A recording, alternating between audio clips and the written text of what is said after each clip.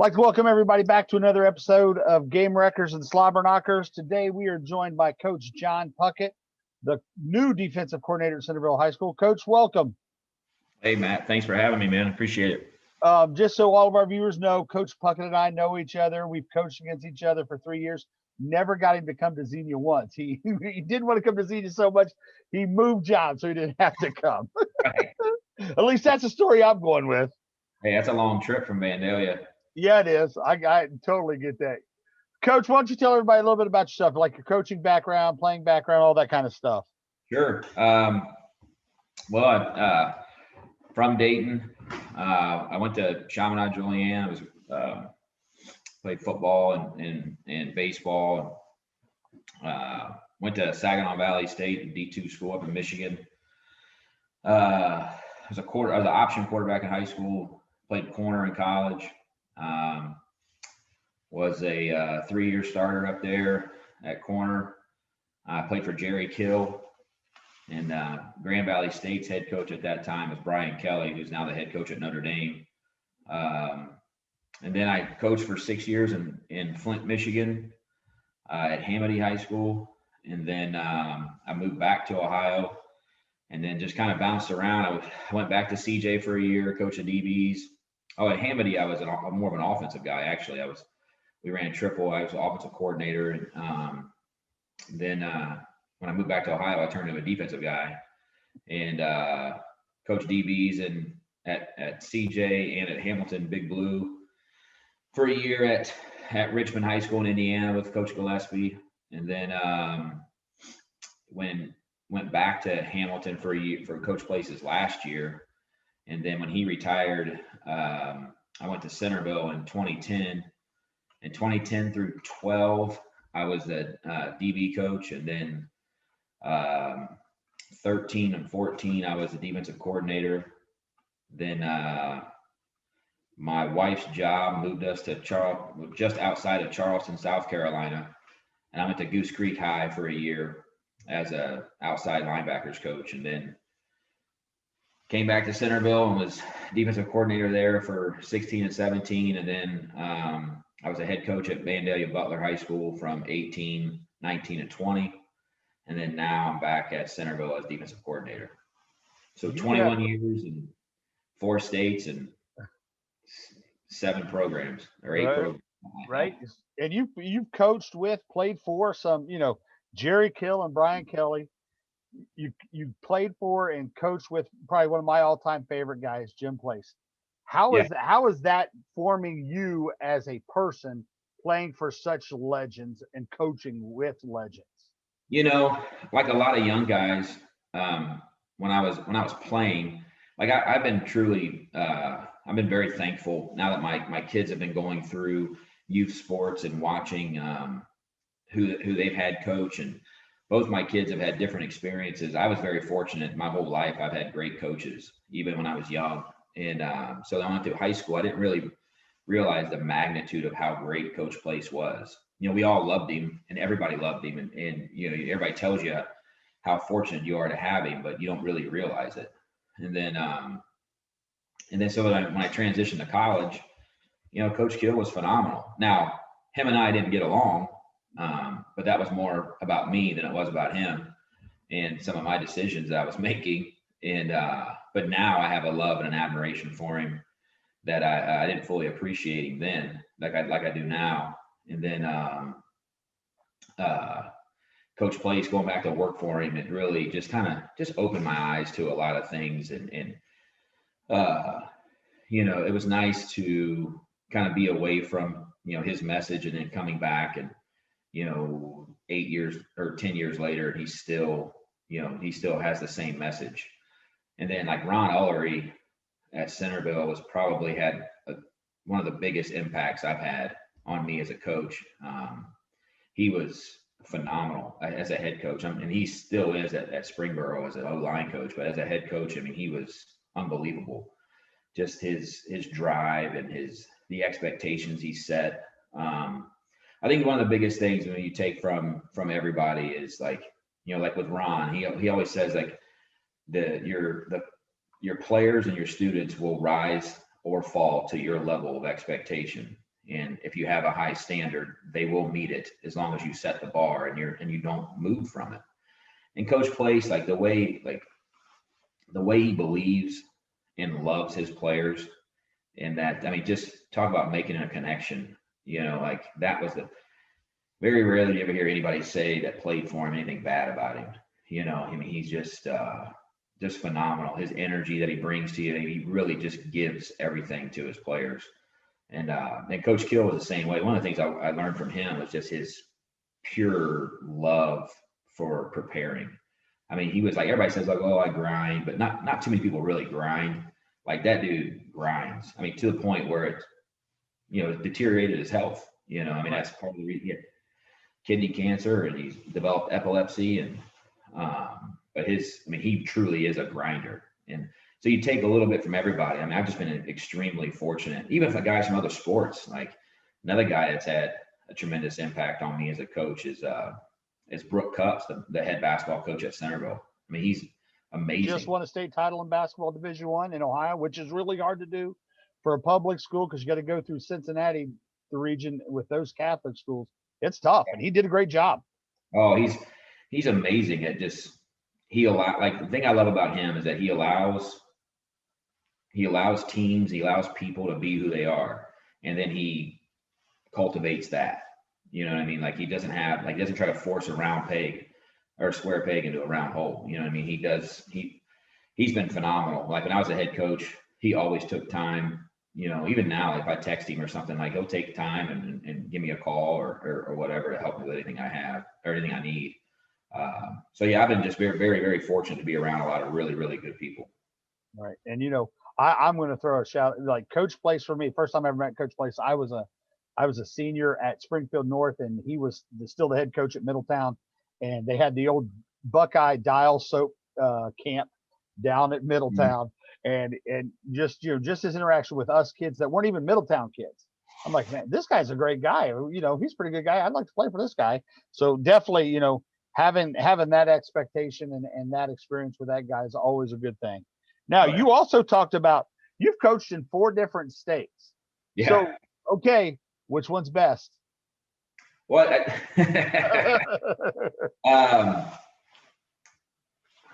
let's see. Michigan was it's a basketball state. I mean, it's not a football state. But there were some good players, and around Detroit area, it's so big. It's there were some good teams down there. Indiana, but you get inside there like Ben Davis, Broad Ripple, Warren Central, Carmel, you name it. Fishers, Hamilton Southwestern, whatever they're called. They're all really, I mean, they're as good as anybody in the country. And South Carolina it's more, I think there's more talent, I think. It's just hard. It's a different culture down. Like I'm down here right now. It's just different culture. They do things a little differently, but it was good. I mean, every time we played somebody, I mean, we were playing like dudes. Like it was like one of the guys on that was a senior the year I coached down here at Goose Creek. I mean, he just got drafted like the 10th or 11th pick overall. Javon Kinlaw. I mean, okay. He was like, I've never seen anything like him, at the high school level. I will say this, and I could be a little biased, but I think top to bottom, I think the thing that makes Ohio really special is I think the coaching in Ohio is better than all 3 of those other states. That would be the thing I would think separates Ohio from the rest of them. As a whole, I mean, you could go from the MAC in Division 7 to, St. X or or Centerville or Springboro or Northmont or wherever in Division 1, and they're just loaded from top to bottom. Even the MVL. I mean, the coaching in the MVL is fantastic. So I think that's where in other states, the lower you get or the farther you get away from a bigger city, it's not quite as good. Right. Well, that's good. That's good to hear for us Ohio guys. Always hope we're doing the right things. Right. I probably just pissed a lot of people off. Well, that's okay. They can get mad, but I'm sure you're right. Those guys in South Carolina, every once in a while, you say they do have. We saw. I don't know. I saw a film the year Centerville played Burns, South Carolina. We saw those guys. I'm like, I'm glad they're not on our schedule because we have nobody like Right. those guys. Well, like the game one, we went and played. We played Dutch Fork High School, which is like a suburb of Columbia, I believe, and they're state title contenders every year. But like Stephen Davis's son played. They were. I mean, they could get in and out of personnel groupings and not lose a beat. I mean, they were from a high school standpoint. I was like, oh my god! And it was like that every time we played somebody. Like we played at Wando High School, which has got like 4,000 kids. Like their receiver went to South Carolina. Fort Dorchester, who they beat us in the state semifinals. They won the state that year. Their quarterback went to South Carolina. The offensive guard is now playing for the Raiders. And then they had a couple other guys that were underclassmen that were really good. I mean, there were dudes everywhere. That's just ridiculous. I mean, imagine if we could get guys like that. Oh, holy man. cow!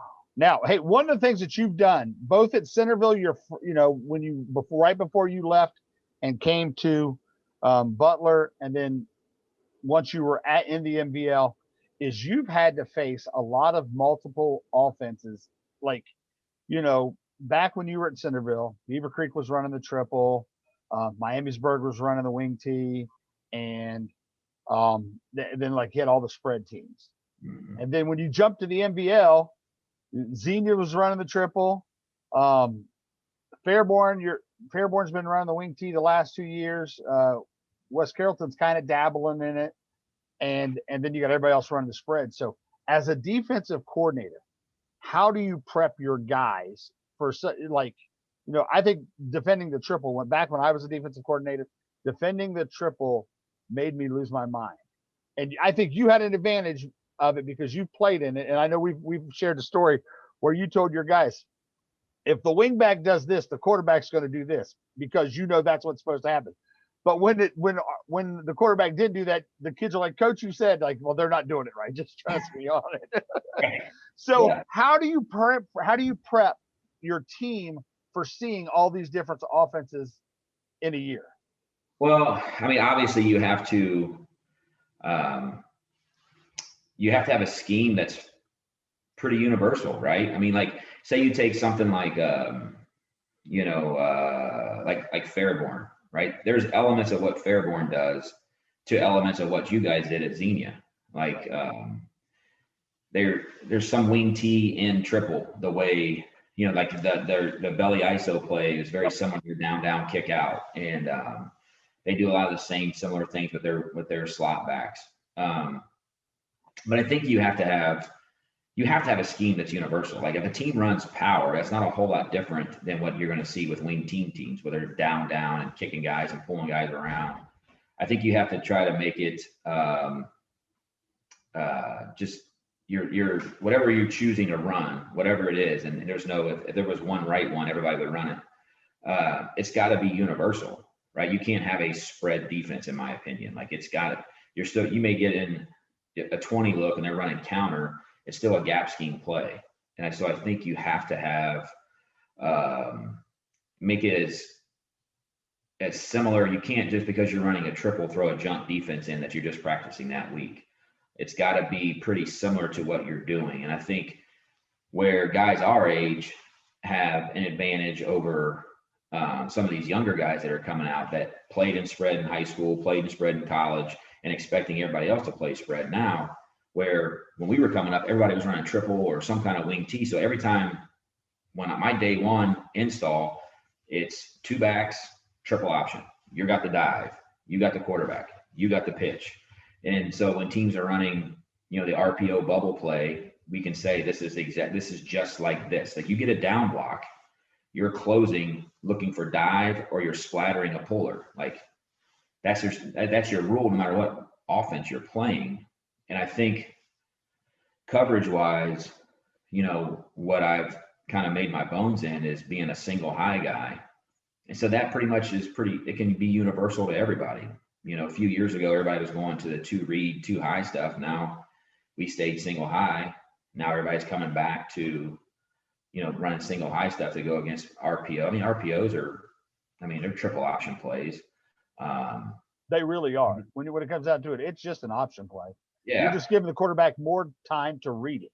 Right. And I think no matter what offense you're playing, your D line's facing, a base block, a down block, or they're trying to hook you, they're trying to reach you. So I think if we try to teach things into, okay, let's make your world small. What did you get? How are you supposed to react to it? I think it's also like, so in your install, but also like, we'll have like Tip City was wing T, and so you put into your install, okay, like this in the summer, like this week we're going to go against Tip City plays. This week we're going to go against Xenia plays. This week we're going to go against Troy. And so I think you start to prepare so that when you lead up to them in that week, it's nothing different. I think it makes your scheme's not vanilla, but it makes it universal.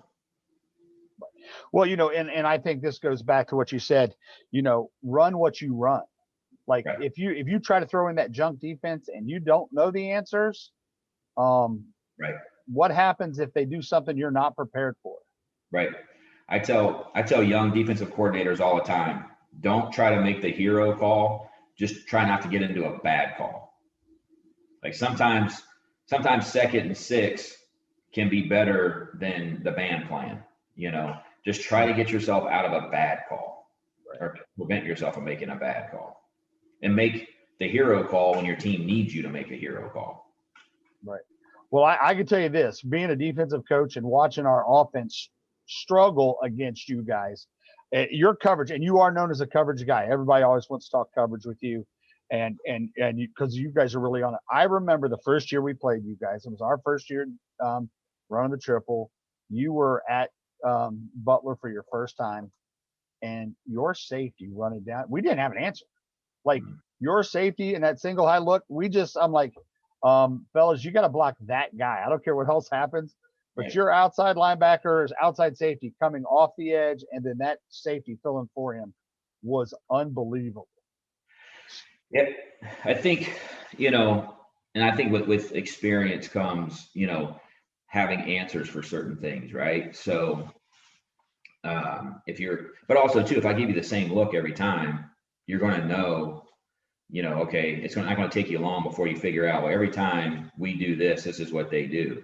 So one of our adjustments with that is where maybe we play the overhang a little softer. Now we just run the safety in the alley each time. And because when we play a flex bone triple team, like we want to get the ball to the pitch. That's an A gap, B gap offense. Like take A gap and B gap away and make them get the ball on the perimeter. At least, that was the way we felt that you guys ran it, was that, okay, take away the fullback first, take away midline, take away the fullback on the triple, take away the quarterback on midline, and everything else, we'll just play it, try to run it down. Yeah, because you're making it run sideways. Mm-hmm. And any offense that's running sideways is never going to win more games than they lose at the high school level. Now, if when you see these kids at junior high, like, oh, they're just running toss sweep to the edge. Well, because that kid's faster than everybody else, and that's what happens. And so it's not a great offense. You're not teaching the kids how the game's really going to work at the next level. So, right. Yeah, so that's we just try to teach a few keys, give a couple different looks, and then after that, like once the ball snapped, just kind of the old gladiator, like unleash hell, like just go. Now you got with your rip list stuff for spread, I think is one of those things that will cause confusion for a high school. So now how much of that transitions back to, I know you're doing it for spread teams. How much of it works in with the wing T and the triple? Oh, it doesn't change. That's why, like number 2 is number 2, right? Number 1 is number 1.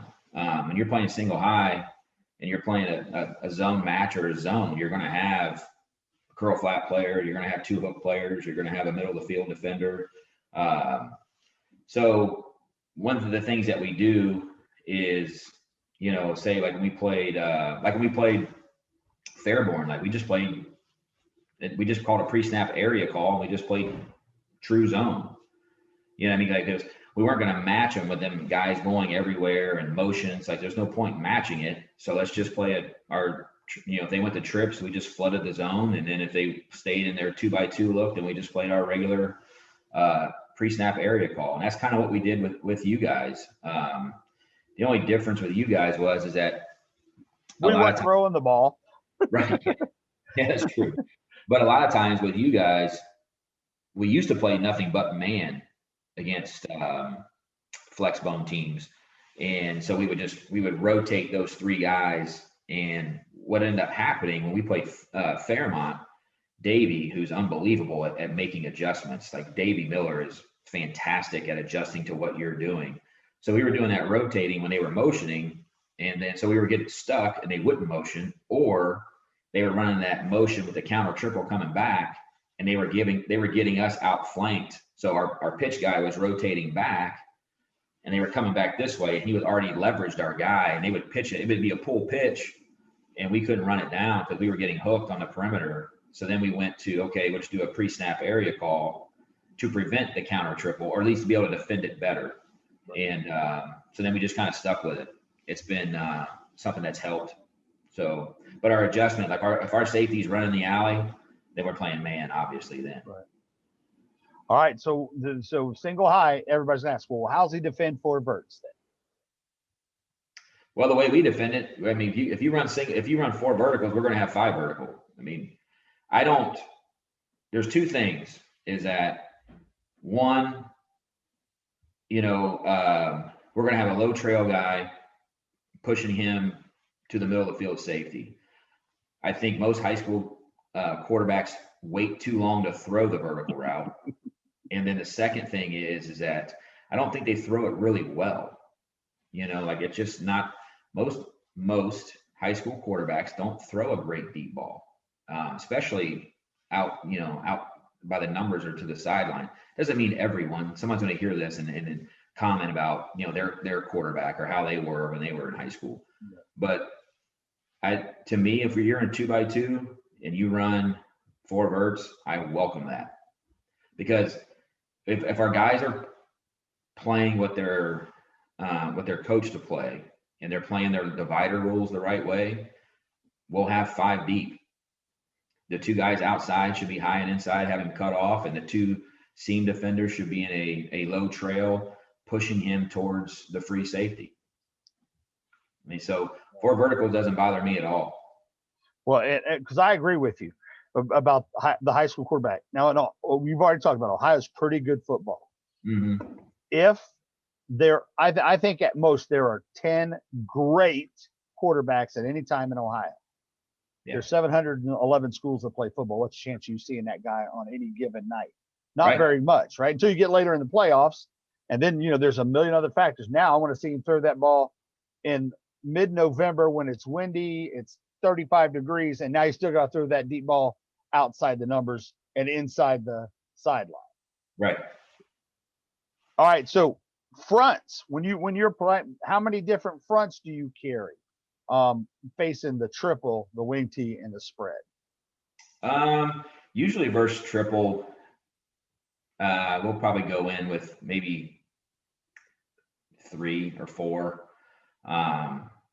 Now, and same thing with wing tee,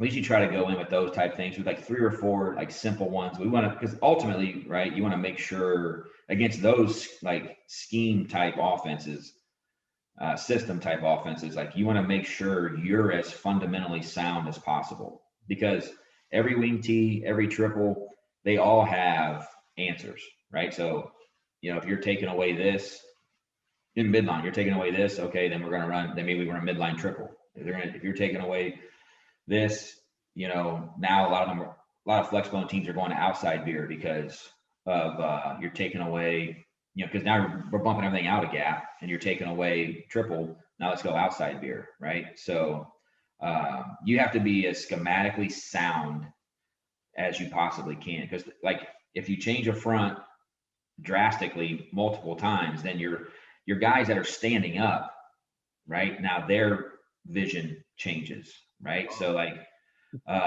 you have to be able to make it simple for everyone, not just one group, right? So like, that's what we try to do. How does this affect the waves of people? And like, see, we tell our linebacker, you're a quarterback player all week.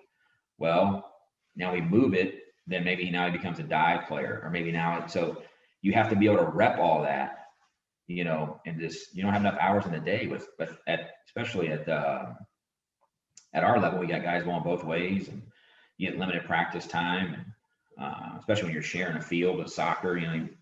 And so it's just, you know, so we probably like 3 or 4. One of the things I do differently than most, like I don't do this much against wing T teams, but against triple option teams, like I blitz a lot more than most teams do.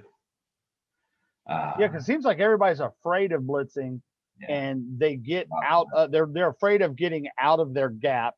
But then what it does is, I know this, having the 2 sons that played in the triple, they liked it because they're like, oh, hey, well, I know where you're going to be because you're not blitzing, and your track's going to take you right here, and I just got to head you off to the pass.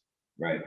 I mean, they're all like, most of them are simple pressures inside, just option switches, right? So I know an inside veer, you're going to read the first guy outside B gap. Okay, well, he's been crashing. Well, now I send him this way, and now I bring a second level guy into that gap. So now one guy, now he's a quarterback player, he's a dive player.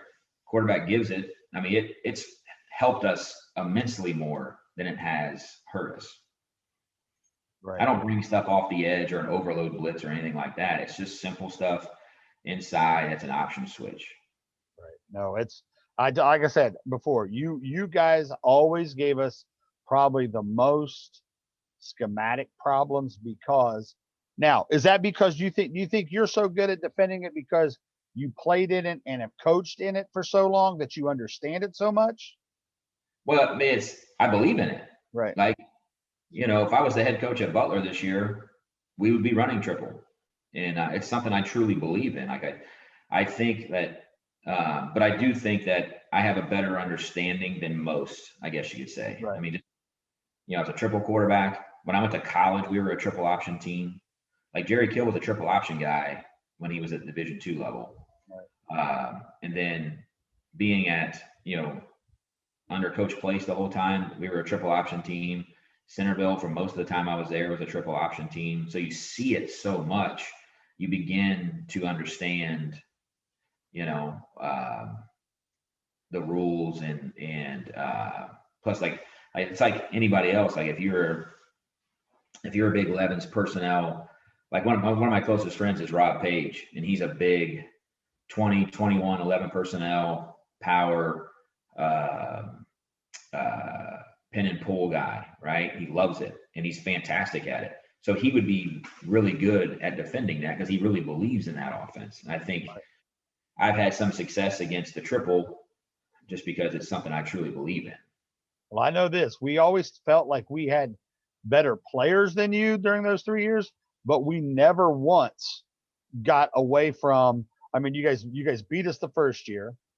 The second year, I think we had to, you know, we were barely hanging on to get that W. I mean, it just showed me like he knows this offense really well inside and out. So he kind of knows, like, if he does this, we should do that. Well, we know now, we figured out, oh, he knows what that adjustment is. So we got to try to come up with something else. And, you know, for us throwing the ball, we could never throw the ball. For some reason, we just couldn't get the ball downfield where we needed to get it to go at times. And I think that helps when you made us be one-dimensional like that. Okay, so what about the spread offense bugs you as a defensive coordinator?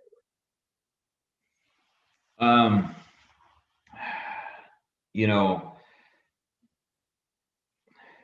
I don't know. Obviously, a team that moves around their best receiver can be a problem. It's really hard to pinpoint where that guy is going to be. You know, also, like teams that are able to be multiple, like teams that are good zone teams and good gap teams are a bear. But what they're doing now, which they didn't, a few years ago, they get the ball out so quick, right? So it's really hard to create negative plays or sacks. So those are things. The spread, I don't know. For most part, it doesn't. There's nothing that really bothers me. It's more of matchups on the perimeter that can make me kind of a little weary.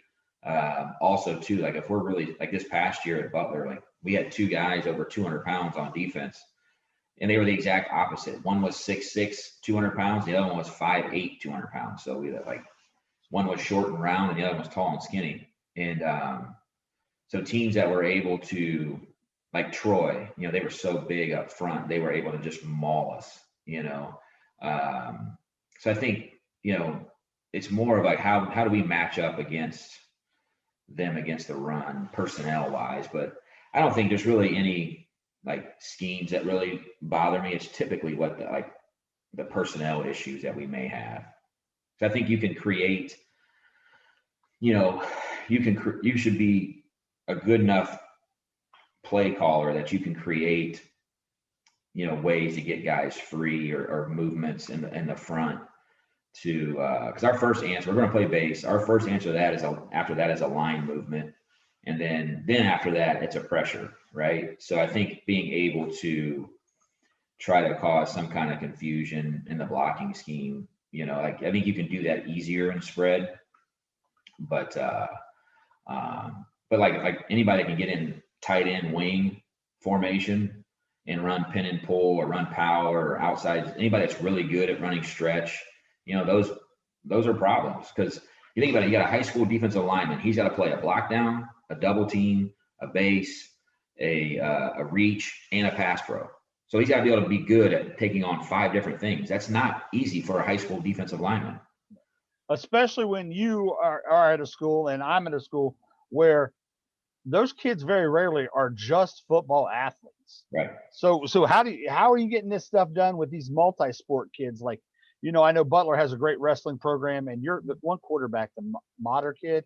Holy cow, he was a stud in wrestling, and he was just a dude on the football team because he was just that hard nosed. So how do you get those 5 things or whatever it is to those multi-sport kids? Well, I think that's part of the and just with intentional practice, right? So, but also too, I think you have to be able to concede certain things, right? So, like sometimes, against certain teams or maybe like a certain front or whatever, like if we're in our tight front stuff, or even head up, right? So or how about this is a better situation. So if we have a guy's in a 5 technique and we're telling him to close all down blocks, so he's stepping at the hip. Well, like Springboro's O-line is coached by one of the best coaches I've ever seen in Ron Ullery. That kid's going to know how to reach you really good, especially if you're closing all down. So you're telling him to close a down block, so he comes off expecting to get a down block because they're so good at running gap scheme, and all of a sudden he's getting reached. Well, okay, that's fine if you get reached because you're not our force player anyways. We just tell him don't get reached by the guard, right? So I think you have to come up with like different things like that. Like, if you're starting to get reached, okay, but just don't get reached by the guy inside of you. So I think you have to come up with different rules, or you got to be willing to give up something. I think that those things are really hard to do for a high school defensive lineman. I'm sure, but if my player is better than your player, then it's not going to be hard for me to do it. Right. But when you have a 170-pound kid going up against a 330-pound kid going to Bowling Green like you do at Troy to play football, like that kid's going to, I mean, if he can't scoop him, he's going to pick him up and turn him inside because he's so light in the ass. So you just, I guess, just kind of you figure out how to make a movement or adjust your scheme somehow. But I think also an intentional practice, you get those 7, you get 7 players and one coach, and then the unlimited time, like it's just one of those things like everything else. You've got to have an intentional practice with everything that you're doing, everything you're going to see. Like the kids have got to run through it. So it becomes instinctive when they when they come off the ball and they can react to a block. Yeah, But it's tough. It's tough. it is. And I think sometimes that's one of the things. I think the lower level, here in Ohio, the Division I guys, they get all those guys that specialize. But and there are some guys that play, multiple sports. I'm not saying that, but I think the lower you go down in our divisions here in Ohio, the more of those kids we have to share. And like I thought you did. I mean, because you had you're especially you with your wrestlers, you sharing those wrestlers, and wrestling is one of those cult sports where those guys do it all year round. And I thought you did a great job with your wrestlers, getting them, to buy into what you're doing, on for your defense, for your offense, whatever it was. So it's good to see that coaches can share kids, and and when it's really working out for the kid, Right. it's not just about the coach all the time. So Well, we like this past summer we worked out with our basketball program. Like, so we probably had 10 kids that played basketball. So me and the basketball coach said, well, let's just work out all summer together. Right. And so that we did that, and that was phenomenal because I got to know a lot of his players that don't play. And what I tell our players that play multiple sports is you don't like football doesn't have to be your number one, but you need to be fully committed to it once August hits. Like, then it's got to become number one for a minute. But like sports like baseball and basketball that are so skill driven, with shooting, ball handling, throwing, hitting, like you can't take 3 months off of that. So you're going to have to find time to get that extra work in. Right. Go in on Sunday, go in on Saturday, and just shoot. Don't play open gym. Like, that's not a good thing because then you run the risk of getting hurt. And then and don't play, like, I don't like them playing fall baseball because what if they get hit they break their nose or something freak thing happens in baseball. But outside of that, like that's just my message. Because I played multiple sports. But you have to find a way to get the work in. Right. If it's important, you'll find that time. I heard that. All right. So, hey, let me ask you this. As somebody who's now flipped over and now I'll be coaching offense, how much matching of personnel do you worry about? Like, I'll use these guys as an example. Springboro, I thought, did a great job of giving you different personnel groups when they're on offense. So how much of that do you worry about when you're prepping? Like, hey, we're going to have to make sure we're doing these personnel matching groups. Oh, that's 100% all of it. Like, I don't base like my call sheet is all down and distance and personnel. Like, it has nothing to do with formation, right? Because you can be in 11 personnel and give me a 10 picture, right? So like, plus I don't know what formation you're going to be in before you come out. But like, so we match. So if you're giving us true 10, we're going to be in our nickel personnel grouping, or what we call NASCAR, which is kind of more like it's kind of like a dime. So we're going to be in that. And if you're going to give us, if you bring in a guy that's going to play Y attached or Y off, where you can give us 11 or a 20 picture, then we're going to probably be in our base stuff. And then if you give us, 21 personnel, then we're going to be in our what we call a heavy package. Like, we match personnel with everything. Now, it was a little harder to do at Vandalia. We didn't have we had who we had, right? Right. It's a lot easier to do at Centerville. But yeah, everything I do is based off of personnel.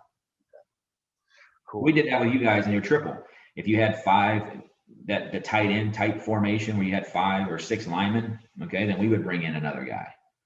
And so yeah, because you can't exactly put one of those linemen out there as a wide receiver and hide him that way.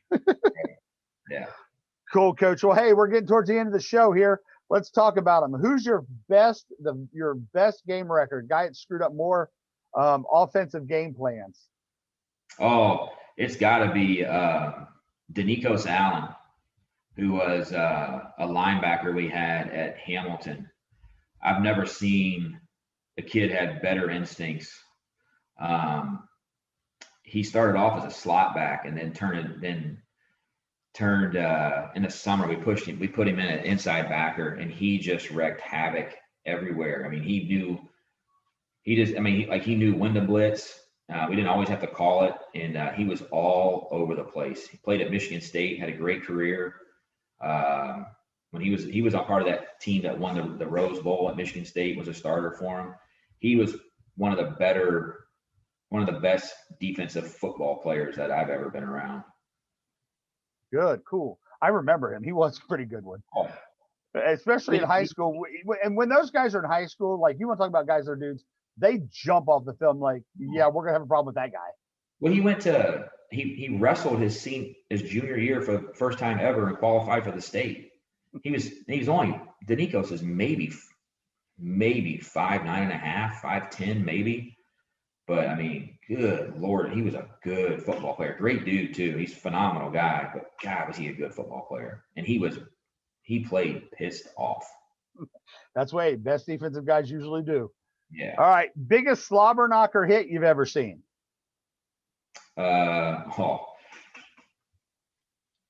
gonna go with 3. And all 3 of them are on special teams too.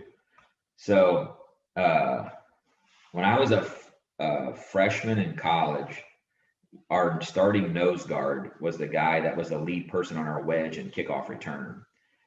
And it was the first time I'd ever seen anybody get knocked out cold. Oh. He hit this guy, and the guy was like, his back leg just folded like an accordion. Him, and then the following year, our return man got knocked out cold.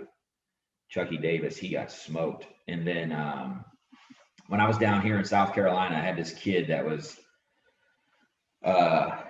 he looked more like olive oil than he looked like a football player. I mean, he was 6'4" and about 170 pounds, 160 pounds. But man, did he brought it. I mean, he was one of those kids that just naturally could just snap his hips on impact. I mean, he's a college triple jumper, so he's explosive. And he hit a kid on a wedge that literally knocked the kid back into the return man and made a tackle. Like at least once a game, he was lighting somebody's ass up, and he loved it. And he's one of the goofiest kids. His name is Timmy Davis.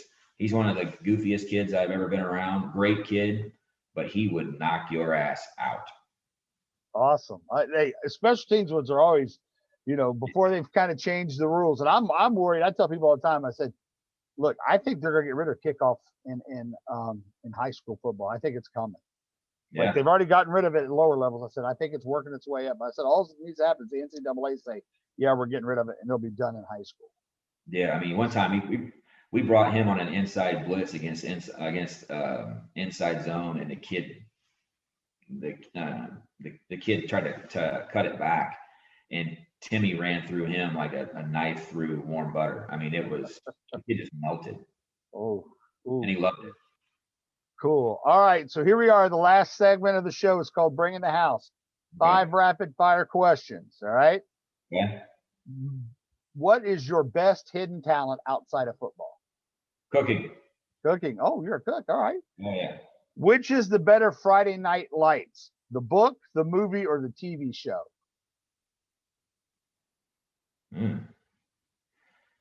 Let's see. I have to say the book. The book. All right. The best stadium you've ever coached or played in? The Pit down in Elder. Elder. Okay. That's my favorite one by far. All right. Best villain, movie or comic? Oh, best villain, movie or comic. My first reaction probably has got to be Darth Vader. Okay. All right. And last one. Best wings in Dayton. Best wings in Dayton? Yep. Roosters. All right, good. Coach, I appreciate you coming on here. It's always a blast. Good catching up with you. Any final thoughts for us here? No, thanks for having me. And anything else you need, man, let me know. All right. Hey, I appreciate it. Appreciate everybody stopping in for another episode of Gamewreckers and Slobberknockers. See you, bro.